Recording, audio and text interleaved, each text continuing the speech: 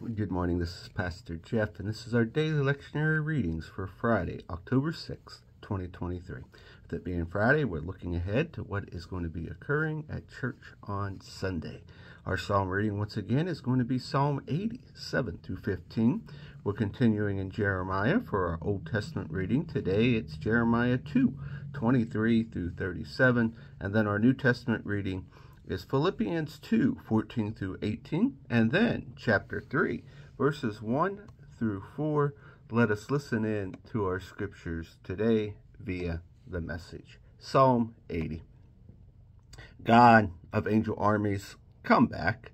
Smile your blessing, smile. That will be our salvation. Remember how you brought a young vine from Egypt, cleared out the brambles and briars, and planted your very own vineyard. You prepared the good earth. You planted her roots deep. The vineyards filled the land. Your vine soared high and shaded the mountains, even dwarfing the giant cedars. Your vine ranged west to the sea, east to the river. So why do you no longer protect your vine? Trespassers pick its grape at will. Wild pigs crash through it and crush it, and the mice nibble away at what's left. God of the angel armies, turn our way. Take a good look at what's happened, and attend to the vine. Care for what you once tenderly planted, the vine you raised from a shoot, and those who dared to set it on fire. Give them a look that will kill. Then take the hand of your once favorite child, the child that you raised to adulthood. We will never turn our back on you. Breathe life into our lungs so we can shout your name. Our Old Testament reading comes from Jeremiah chapter 2, verses 23 through 37. How dare you tell me I'm not stained by sin? I've never chased after the Baal sex gods. Well, look at the tracks you've left behind in the valley. How do you account for what is written in the desert dust? Tracks of a camel in heat, running this way and that. Tracks of a wild donkey in rut, sniffing the wind for the slightest scent of sex.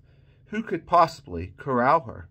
On the hunt for sex, and more sex, insatisfiable and indiscriminate, promiscuous.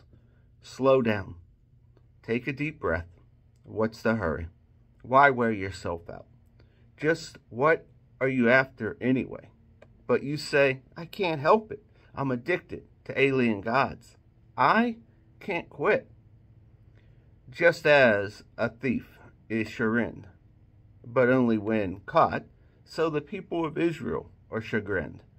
Caught along with their kings and princes, their priests and prophets. They walk up to a tree and say, my father. They pick up a stone and say, my mother, you bore me. All I ever see of them is their backsides. They never look at me in the face, but when things go badly, they don't hesitate to come running, calling out, get a move on, save us. Why not go to your handcrafted gods that you're so fond of? Rouse them. Let them save you from your bad times. You've got more gods, Judah, than you know what to do with. What do you have against me? Running off. Sorry about that. Hit it too far. What do you have against me? Running off to assert your independence. God's decree. I've wasted my time trying to train your children. They've paid no attention to me, ignored my discipline, and you've gotten rid of your God messengers, treating them like dirt and sweeping them away. What a generation you turned out to be. Didn't I tell you? Didn't I warn you? Have I left you down, Israel? Am I nothing but a dead-end street? Why do you people say, good riddance? From now on, we're on our own. Young women don't forget their jewelry, do they? Brides don't show up without their veils, do they? But my people forget me. Day after day, they never give me a thought. What an impressive start you made. To get the most out of life, you founded schools of sin, taught graduate courses in evil, and now you're sending out graduates, resplendents, in cap and gown, except the gowns are stained with the blood of your victims. All of the blood convicts you. You cut and hurt a lot of people to get where you are, and yet you have the nerve to say, I've done nothing wrong. God doesn't mind. He hasn't punished me, has he? Don't look now, but judgment's on the way, aimed at you who say, I've done nothing wrong. You think it's just a small thing, don't you? To try out another sin project when the first one fails. But Egypt will leave you in the lurch, the same way that Assyria did. You're going to walk away from there, wringing your hands.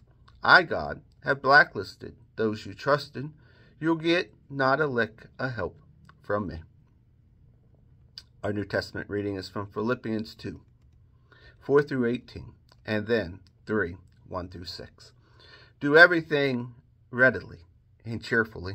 No bickering, no second guessing allowed. Go out into the world, uncorrupted, a breath of fresh air in this squalid and polluted society. Provide people with a glimpse of good living and out of living God. Carry the light-giving message into the night, so I have good cause to be proud of you on the day that Christ returns.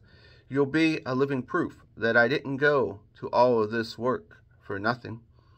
Even if I am executed here and now, I'll rejoice in being an element in an offering of your faith that you make on Christ's altar, a part of your rejoicing. But turnabout's fair play. You must join me in my rejoicing. Whatever you do, don't feel sorry for me. And that's about it, friends. Be glad in God. I don't mind repeating what I have written in earlier letters, and I hope you don't mind hearing it again. Better safe than sorry. So here it goes. Steer clear of the barking dogs, those religious busybodies. All bark and no bite. All they're interested is appearances. Knife-happy circumcisers, I call them. The real believers are the ones the Spirit of God leads to work away at this ministry, filling the air with Christ's praise as we do it. We couldn't carry this off by our own efforts, and we know it, even though we can list what many might think are impressive credentials. You know my pedigree, a legitimate birth, circumcised on the 8th day, an Israelite from the elite tribe of Benjamin, a strict and devout adherent to God's law, a fiery defender of the purity of my religion, even to the point of persecuting the church, a meticulous observer of everything set down in God's law book. And here ends our readings for today.